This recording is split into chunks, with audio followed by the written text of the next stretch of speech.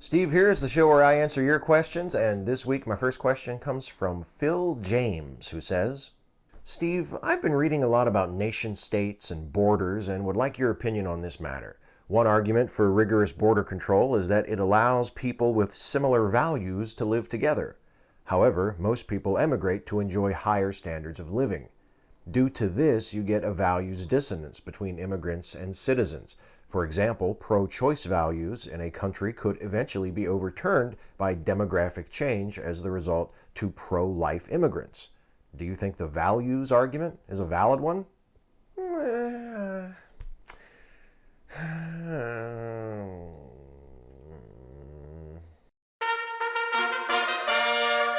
I mean, it's a complicated question because there is a sense in which the values argument is valid. People who have come here as immigrants have had a great influence on the United States, but the opposite is true as well.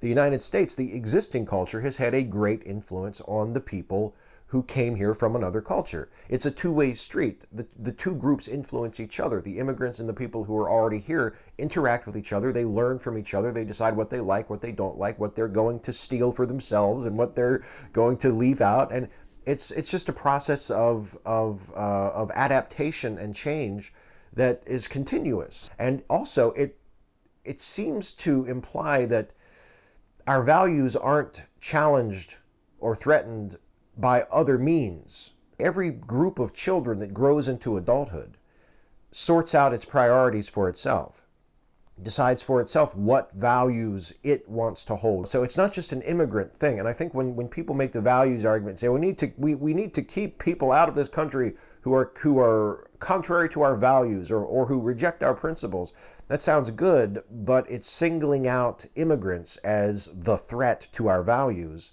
And it's ignoring the fact that our values are continually growing and changing and being reevaluated and reapplied and reinterpreted as time goes on, whether there are immigrants coming here from other countries or not. So that's my big problem with the values argument, is that it simplifies how we define and interact with our national values, our community values. It treats the values as though they are sort of static and unchanging. And I don't think that's ever the case, whether there is large-scale immigration happening or not. And I think it's often used as just another way to single out and vilify immigrants. And I'm not okay with that. Kieran O'Sullivan, do you feel any sympathy for Milo? He was abused, and I do feel sorry for him for that. I would feel more sympathy if he had shown a little more mercy to others, but at the same time, some of his behavior may be explicable because of his abuse. Yes, his political beliefs are abhorrent, but he is human. I've met some people who were abused, and their lives are a mess. I have to tell you, I don't feel sympathy for the person that I see when I look at Milo Yiannopoulos today. I feel sympathy for the person he was when he was victimized, and I think that he should have been better cared for and better treated in the wake of his abuse. I think that he should have been shown more tenderness and compassion and understanding, and I think abuse victims in general should be shown that and should be treated with respect and dignity and given whatever help they need so that they don't have as much of a chance of growing up into a next generation of abuser like Milo Yiannopoulos has. And of course, the best solution would be to just stop abuse before it starts. But given what he has become, given his behavior over the last several years, and what a vicious, vindictive, abusive person he has become, I'm sorry, I don't feel sympathy for him. I do agree with you that his behavior may be explicable by the fact that he himself is an abuse victim. But explicable is not excusable. And I'm not implying that you were saying it was excusable because of that. But it certainly isn't excusable because he was an abuse victim. And I'm not saying that he doesn't deserve help now if he wants it. If Milo looked within himself and decided he wanted counseling and he wanted treatment and he wanted to try and deal with his abuse experience in a more positive, constructive way and to try to make amends for the harm he has caused himself, I would be all for that. I would support him completely if he wanted to do that. And I think those resources should, of course, be made available to him if that's what he wants. But I see no indication that he is even remotely interested in that. Ahoy year no. The thing I like most about Christopher Hitchens is his support for the Iraq War and anti-choice positions. It's a reminder that even the best of us is wrong sometimes. He wasn't a saint, he wasn't a prophet, he was just human. An eloquent and smart human, but also someone who made mistakes. Which brings me to my question. Has Christopher Hitchens been deified by the skeptical community? I don't know if I would go so far as to say he's been deified, but maybe venerated, if that's not too subtle of a distinction. Those of us who were fans of his and readers of his felt as though we had gone on that journey with him through his illness and his death. I feel like for a lot of us there's a feeling that there's a bond there that maybe makes us reluctant to face some of his numerous shortcomings. Like his sexism, for instance, which is something that doesn't get mentioned as often as his Iraq War support. A lot of atheists and a lot of people who are admirers of Hitchens will bring out his support of the Iraq War, and they'll say, "Well, see, I disagreed with him on that. Therefore, I'm not, I'm not venerating him. I can be critical of him. We disagree on that. I still think he's great." But when it comes to something like his sexism, his very pronounced streak of sexism, when it became apparent, they're a lot more quick to jump to his defense.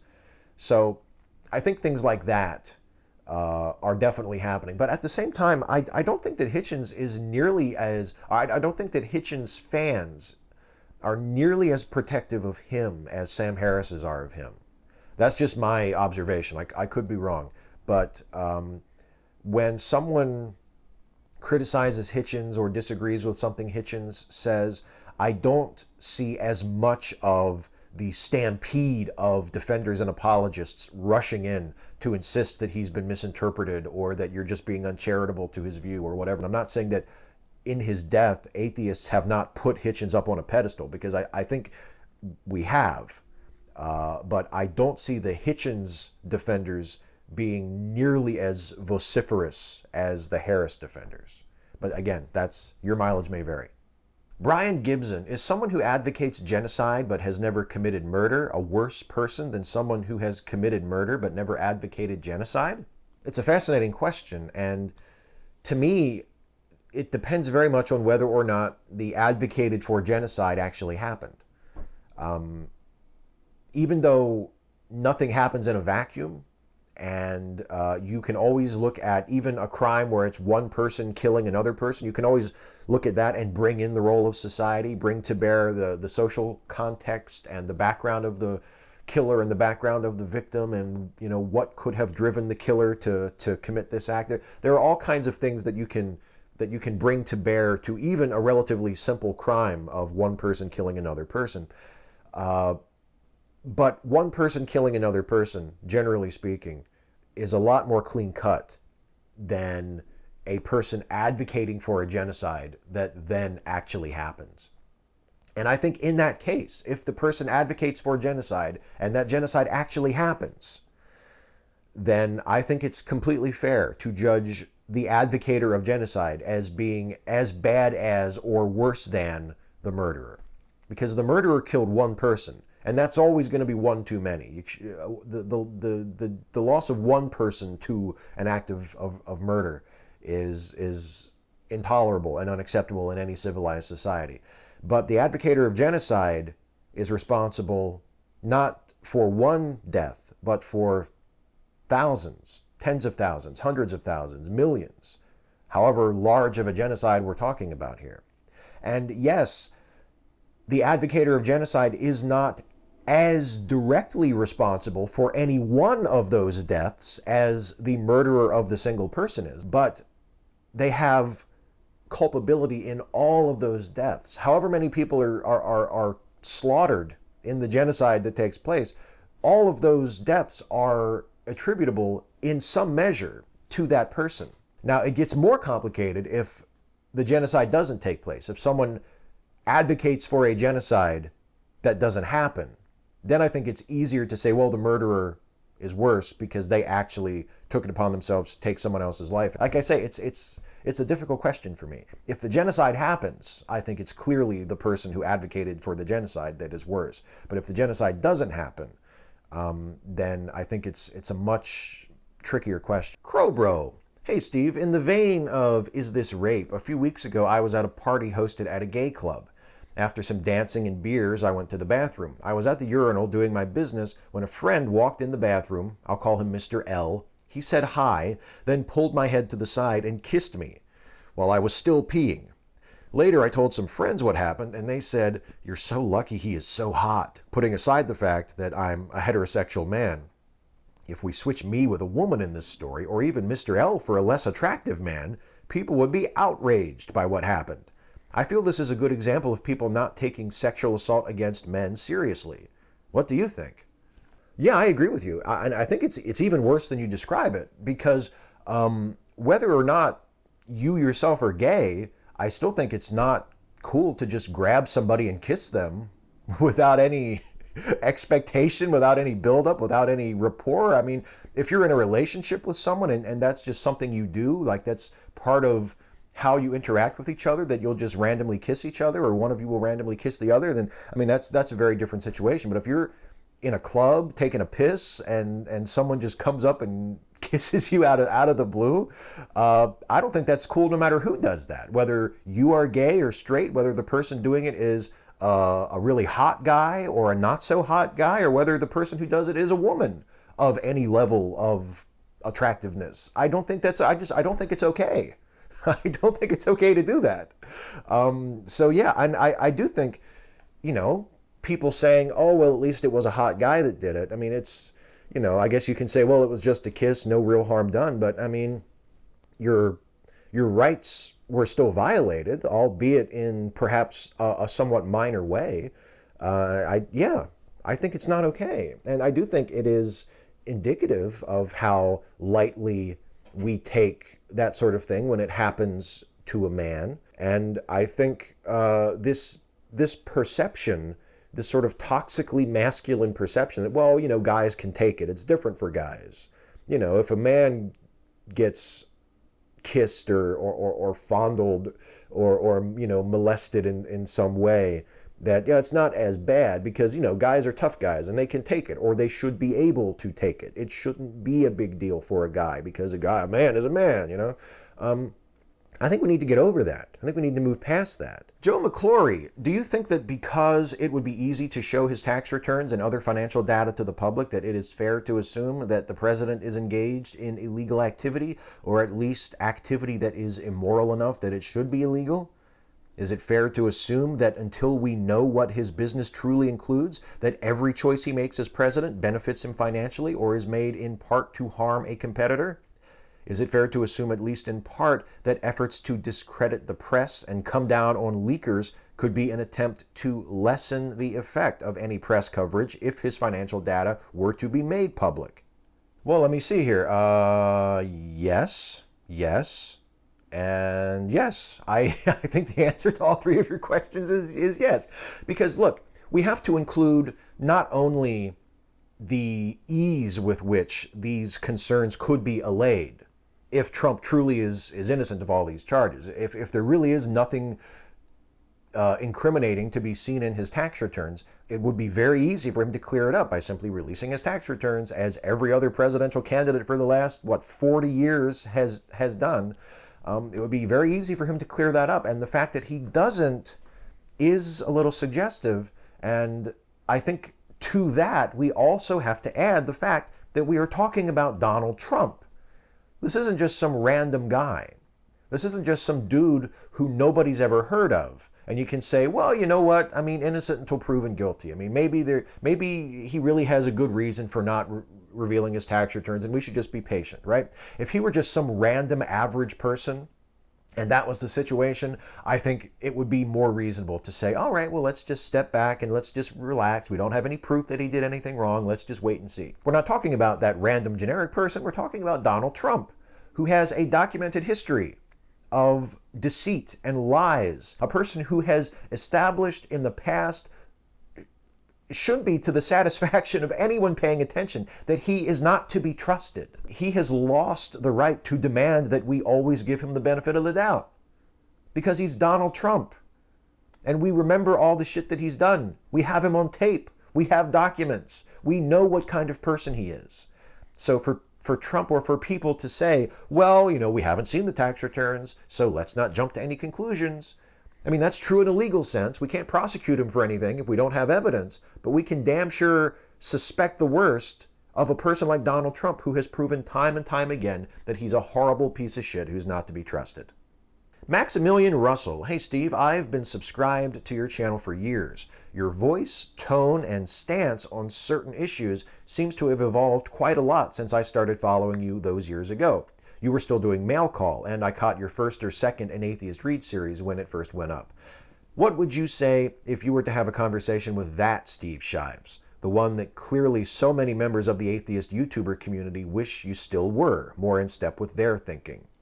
It seems like most of those in the community who say, oh, I liked Steve better before he changed, as though I've undergone some radical transformation of late, are essentially saying, I liked him better before he spoke out so often in support of feminism, or he spoke out in support of Black Lives Matter, or he started being too nice to Muslims, stuff like that. And I'm not sorry that I disappointed you. I'm not sorry that you learned that I wasn't one of you and that upset you. Because you liked me before, but now I'm just a quote-unquote SJW. To anyone who feels that way, sincerely, I mean this. I'm not just saying this, as part of a show. Go fuck yourselves. I'm not here for you. I don't make videos for you. I don't care about you. I don't want to hear you out. I don't want to have a debate with you. I don't want to discuss our differences. Go fuck yourselves.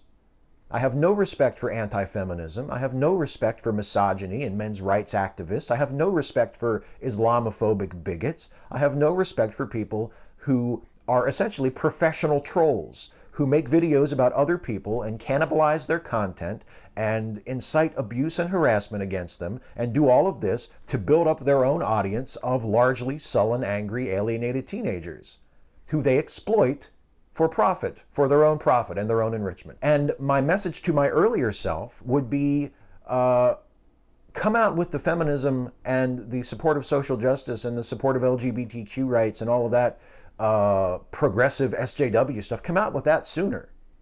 Lead with that. Because here's the dirty little secret that nobody seems to get. If you only know me through my YouTube videos, you never knew me before I was a feminist. You never knew me before I cared about racial justice. You never knew me. You never knew me.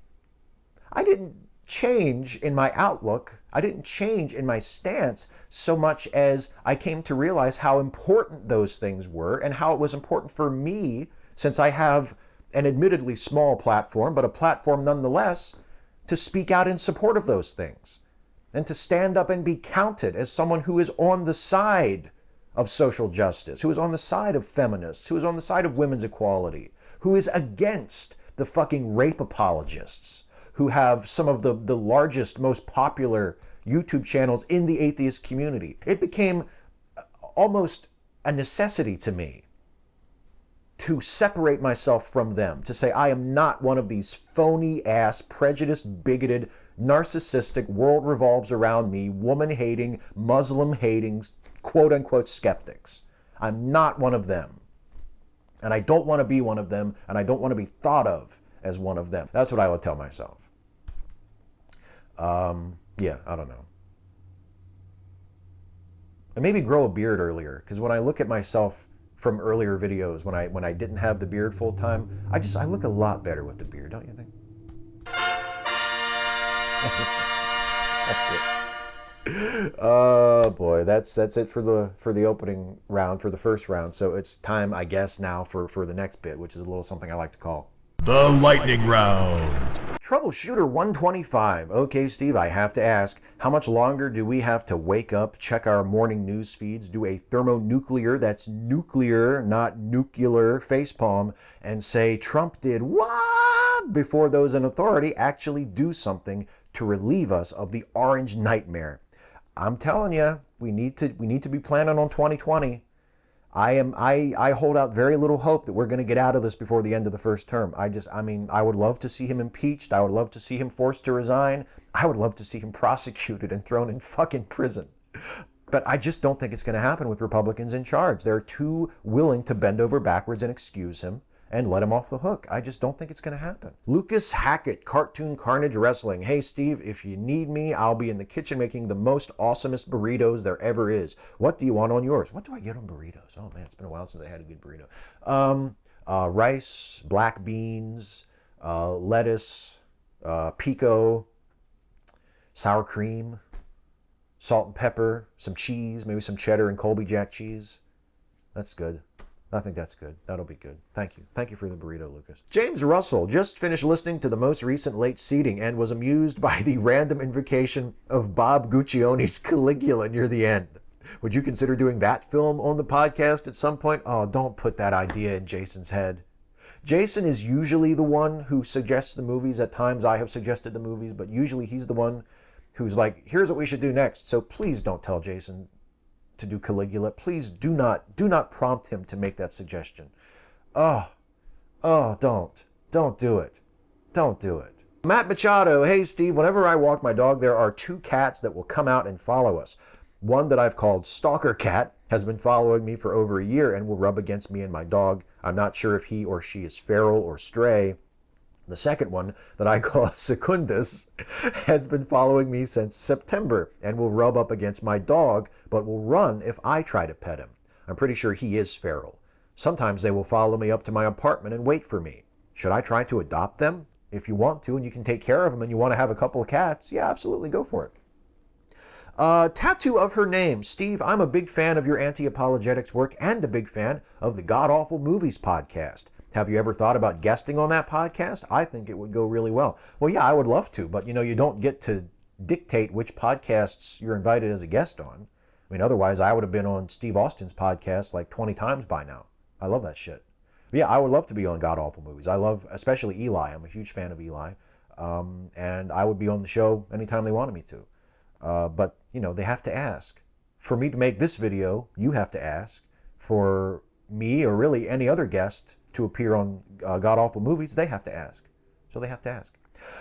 Captain Andy, hey Steve, do the people who complain about Nazis being punched because blah, blah, blah, free speech, not know that we used to fucking shoot Nazis?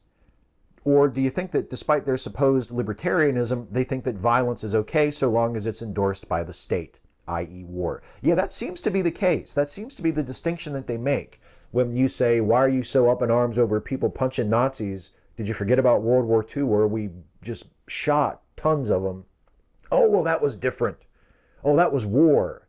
Those Nazis were really bad people, whereas the Nazis today are just hypothetically bad people. I do get it, though. It's completely misplaced priorities because they get all up in arms over people punching Nazis or people enjoying seeing Nazis punched, and then they're either fucking silent about police brutality or they make all these excuses for why it's not as big of a problem as it actually is. So people like that can go fuck themselves. They can join the people who said that I was better 5 years ago before I talked about feminism and social justice.